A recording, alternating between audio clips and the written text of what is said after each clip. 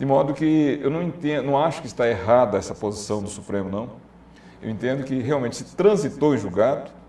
Eu não sei se naquele momento ali, na frente da câmera da televisão, seria o palco adequado, mas do conceito, juridicamente falando, transitou em julgado, o próximo assinatura do juiz é exatamente expedir o mandado de prisão mesmo. A Constituição, quando trata da prisão, quando ela prevê, quando o Constituinte imaginou lá na Constituição, eu tenho a impressão que não passou pela cabeça dos constituintes que um deputado, que um senador, no exercício do mandato, cometeria um crime e seria condenado. Mas ele prevê a possibilidade de uma prisão em flagrante, ele prevê a possibilidade dessas prisões cautelares, né? O que diz a Constituição? Que na vigência do mandato, enquanto no mandato, um deputado só está sujeito à prisão em flagrante por crime inafiançável. Mas a prisão em flagrante é uma prisão provisória, é uma prisão, digamos, que não se tem certeza. Ela reside no mesmo plano de segurança jurídica das prisões provisórias em geral, da prisão temporária, da prisão preventiva, né? São aquelas prisões que o indivíduo ainda é inocente. Mas já é uma condenação prévia também, né?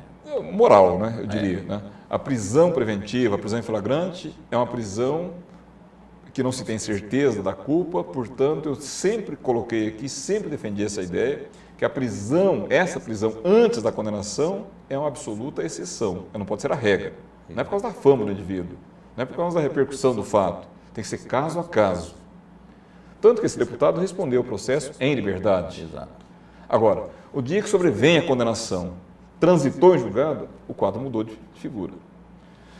No entanto, o fato de ele estar preso ou não, abre, independente da concretização da prisão ou não, abre um segundo fato, um segundo momento, que é o processo político. Exato. Na Câmara dos Deputados. Porque tem o cidadão e tem o representante da sociedade, que é o deputado. São pessoas... Eu não diria bem nesse sentido, é que a Constituição, essa mesma Constituição, que nós estamos tratando dela por aqui, ela prevê que, em caso de condenação criminal transitada em julgado, que é esse caso, cabe à Câmara dos Deputados decidir, através de um processo com votação secreta, decidir pela cassação do mandato ou não. Isso. É o que está acontecendo agora, já abriram um processo. E que interessante que, no caso do mensalão, as coisas aconteceram meio antes da hora. Naquele caso lá, eu entendo que foi uma discussão muito extemporânea, muito antecipada. Ou seja, antes de começar julgado, o Supremo já discutiu, já decidiu que os deputados condenados já perdem o mandato. Exato. Eu penso que, com devido respeito, conheço a posição do Supremo, li aquela posição, analisei alguns daqueles votos, mas respeitando a decisão, mesmo assim respeitando, eu discordo dela. Eu leio a Constituição e vejo que a Constituição que deu esse poder ao Supremo, a mesma Constituição deu ao poder à Câmara dos Deputados, ao Senado, enfim, à Casa Política, para decidir sobre a perda do mandato ou não. E é muito sensata essa questão, porque quando nós analisamos em um princípio geral de direito, as coisas ficam mais equilibradas. Se eu analiso o caso do deputado A, o caso da repercussão do mensalão, fica difícil. Não se faz uma norma sensata, não se faz uma boa lei pegando um caso pontual. Eu tenho que pegar o médio, uma teoria geral. E quando se fala de um deputado condenado criminalmente, ainda cabe à Câmara decidir se vai cassar o mandato ou não, as pessoas chocam com isso. Falam, como é que pode? O sujeito está condenado criminalmente. E lá no plenário. Foi condenado pelo Supremo Tribunal Federal e agora a Câmara não cassou o mandato dele. É porque tem crimes e crimes. O que eu quero dizer com isso?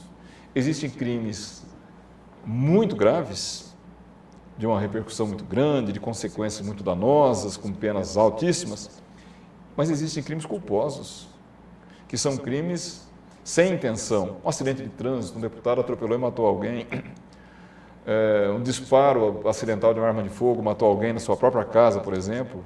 Ora, se matou alguém, um disparo de arma de fogo, ou foi extremamente provocado por alguém, perdeu a cabeça, enfim, foi lá e matou alguém, já é um crime doloso nesse caso, mas é um dolo atenuado, digamos, um dolo, é uma figura diferente no direito penal. Enfim, tem casos e casos. No direito penal não existem dois crimes iguais, porque não existem duas pessoas iguais, não existem duas situações iguais. Se as situações são diferentes, elas têm que ser avaliadas individualmente. Eu não acho sensato, por exemplo, não vejo justiça, por exemplo, não veria justiça, o fato de alguém que comete um crime de trânsito por uma indolência, por uma imprudência, né? Andando, olhando para as moscas, passou com sinal vermelho, atropelou e matou alguém, tem que ser condenado.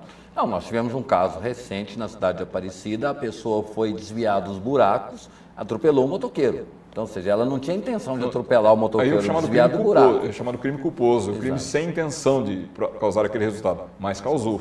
Isso. E se causou, é provável, se as provas levam a essa conclusão, provável que o tribunal vai condenar o indivíduo criminalmente. Ele perde a condição de primário, é um condenado criminalmente, mas seria lógico, por essa condenação, cassar o mandato também? Eu não vejo razão. Agora, é diferente do deputado de Rondônia, né, que a acusação não é de ser santo. Né?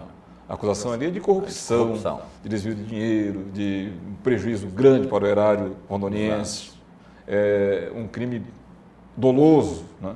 A regra brasileira é essa, os crimes são intencionais. Em regra, não se pune culpa, alguns casos só que a legislação prevê. Então, nesse caso, voltando ao caso de Rondônia, está condenado criminalmente, crime doloso, pena pesada, trânsito em julgado, eu vejo que realmente o caminho mais próximo para ele agora, não sei se é o caminho que ele quer tomar, mas que a justiça tem que tomar, é encontrar onde ele estiver e pôr na cadeia. E paralelamente a isso, cabe à Câmara dos Deputados decidir, a decisão é dela, decidir pela perda do mandato. É lógico que a Câmara, numa situação como essa, eu tenho a impressão que não teria coragem, embora o voto seja secreto, não tenha coragem de decidir pela manutenção do mandato. O senhor foi muito feliz nessa colocação, porque o fato dele estar preso, ele não perde o cargo. Inclusive, tivemos um caso recente de um prefeito de Minas Gerais que ele foi preso e despachava de dentro da cela. Não precisa ir lá na terra dos mineiros incomodar os mineiros, não. Vamos pegar aqui em Goiás mesmo. Nós tivemos na década passada, aqui em Formosa. Sim. O prefeito de Formosa também foi condenado por homicídio, de uma forma resumida. Matou alguém quando era prefeito, depois daquele tempo não tinha reeleição ainda, no próximo mandato ele não era prefeito mais. Quando veio a condenação, ele era prefeito de novo, lá para frente. Isso. Foi condenado, se não me engano, a 7 anos e pouco de prisão aqui pelo Tribunal de Justiça de Goiás, porque prefeitos têm o fórum privilegiado no Tribunal de Justiça. Então, o tribunal condenou o prefeito, transitou em julgado a condenação. Na época, eu me lembro muito bem, eu estudei esse assunto, debati na faculdade com os nossos estudantes, nossos alunos. Qual o próximo passo? O Tribunal de Justiça, quando condenou o prefeito, informou ao TRE para cassar o mandato do prefeito. O TRE cassou o mandato do prefeito. Errado, não tem nada a ver com eleição isso. Na época, já foi dito, nós dissemos isso, na época, como professor, dizendo, olha, essa decisão, devido ao respeito ao Tribunal de Justiça, está errada. Por quê? Cassar mandato de prefeito pela Justiça Eleitoral é problema de eleição, o que não tem nada a ver. O prefeito matou alguém, matar alguém não é crime eleitoral, pode ser por motivação eleitoral, mas não é crime eleitoral. Tem a justiça criminal, a justiça eleitoral, civil, tem a sua. E esse prefeito conseguiu, no Supremo Tribunal Federal, restabelecer a sua condição. O fato é que ele nunca foi cassado. Ele, condenado pelo TJ, cumpriu lá uns meses de cadeia, despachava da cadeia. Vergonhoso para a população, claro. Sim. Mas aí é questão política. Do ponto de vista jurídico, é assim que funciona. Nesse caso do Donaton, ele pode ser preso, e aí o Congresso Nacional já abriu um processo de cassação. Então, não está tendo aí uma usurpação de direito, porque os deputados estão dizendo que o Supremo Tribunal Federal, que é o judiciário, está tomando, né, vou usar a expressão correta, né, assim, para que as pessoas entendam, que o Supremo Tribunal Federal está tomando o lugar dos parlamentares quando determina essa prisão. Com a mesma convicção que eu discordei da posição tomada pelo Supremo Federal no caso do Mensalão, quando ele disse, no caso do Mensalão, que o deputado, que a condenação criminal pelo Supremo dos 4 deputados, o João Paulo Cunha, o Genuíno, o Pedro Henry, não, o Dirceu não é deputado. Não. João Paulo Cunha, Pedro Henry, João de Deus. João Borba. João Borba, que era mais conhecido com o pseudônimo dele. João do Paraná. São 4 deputados que o Supremo decidiu que o fato da condenação criminal, por si, implica a perda do mandato. Eu não concordo com isso de forma alguma. Eu não concordo, eu entendo que o Supremo ali avançou um pouquinho mais, aproveitou o grito das ruas, a pressão da opinião pública, a repercussão do caso, a fama do ministro Joaquim Barbosa, aproveitou esses fatores todos e decidiu algo, no meu entendimento, contrário à Constituição. É claro que a gente tem que respeitar a decisão, porque é uma decisão judicial, e especialmente a decisão da última instância. Costuma-se dizer que a Constituição não significa bem o que significa, ela significa o que o Supremo diz que ela significa. Isso, né? Ele é o guardião. Mas eu entendo que ele errou. Então, com a mesma convicção que estou dizendo isto, eu digo que agora acertou. Agora sim, agora é diferente. Agora o Supremo condenou, transitou em julgado, não cabe mais recurso. Qual o próximo passo? Mandado de prisão. Prende, mas não perde o mandato. Na minha concepção, não perde o mandato. No entanto, se prevalecer o mesmo entendimento do mensalão, do caso do mensalão, essa condenação por si implica a perda do mandato, não caberia à Câmara dos Deputados decidir pela perda do mandato, caberia simplesmente baixar um ato declaratório. É como se dissesse para o deputado Donaton: deputado, lamento muito, a gente até que gosta de você aqui, somos até seus parceiros aqui, mas vem uma decisão lá da Praça dos Três Poderes e, na condição de condenado criminalmente, estamos declarando a perda do seu mandato. Não tem condições morais e até mesmo...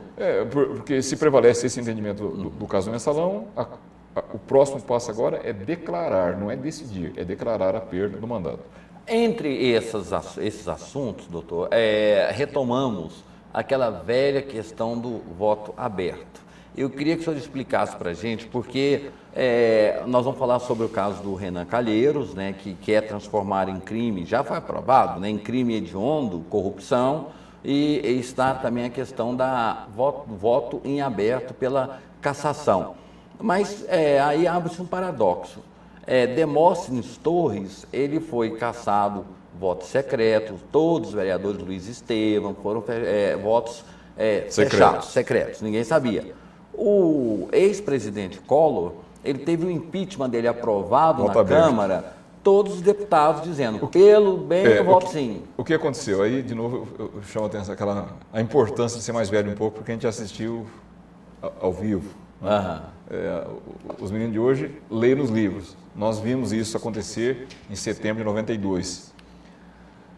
Na época, houve uma discussão muito acirrada entre a classe política e também no meio jurídico, foi objeto de debate nas faculdades, de estudos, em pós-graduação, por exemplo.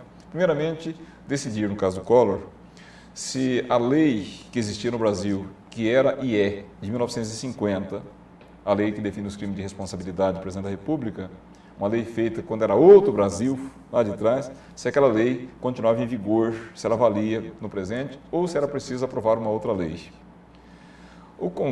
Juridicamente se entendeu, e politicamente também se entendeu, que aquela lei estava, a despeito de ser bem anterior à Constituição, ela era compatível com a nova Constituição. A gente chama isso de recepção, a lei foi recepcionada, então tinha uma lei. Com base nessa lei de 1950, Collor foi julgado por crimes de responsabilidade. E o próximo passo era decidir se aplicava ao presidente da República a mesma regra de julgamento de deputados e senadores. Porque no tocante a deputados e senadores, e vale para deputados estaduais e vereadores também, a Constituição é expressa. A cassação de mandato será decidida pelo voto secreto. Consta expressamente isso. No caso do presidente da República, há uma omissão. Não fala nada, o Constituição não tratou. Será que porque esqueceu? Será que porque não quis tratar? O fato é que não consta da Constituição nada, nem dizendo que é público, nem dizendo que é privado.